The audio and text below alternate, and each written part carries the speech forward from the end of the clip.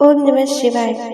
कभी कभी भगवान हमसे कुछ चीजें इसलिए छीन लेते हैं क्योंकि वह हमारे लिए उससे भी बेहतर रास्ता बना रहे होते हैं। पर हम क्या करते हैं, भगवान को कोसते हैं कि भगवान आपने हमसे हर चीज क्यों छीनी।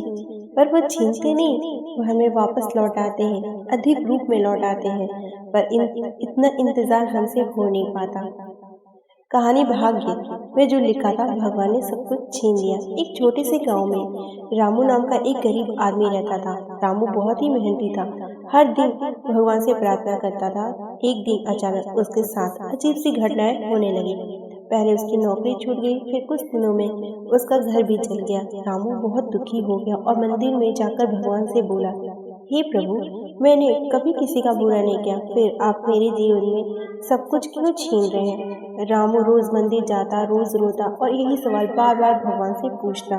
एक दिन मंदिर में एक संत आए। उन्होंने रामू से कहा, बेटा, कभी कभी भगवान हमसे कुछ चीजें इसलिए छीन लेते हैं क्योंकि वो हमें उससे भी ज्यादा बेहतर देना चाहते हैं जो उन्होंने छीना। रामू को संत की बात उस टाइम तो समझ में नहीं आई। कुछ दिनों बाद गांव में भयंकर बाढ़ आई। जिन लोगों के पास बड़े बड़े घर और बहुत सारा सामान था, उनका सब कुछ बह गया, लेकिन रामू के पास अब कुछ भी नहीं था, इसलिए उसका ज्यादा नुकसान नहीं हुआ। बाढ़ के बाद सरकार ने गांव वालों को नई जमीनें, नया घर दिया।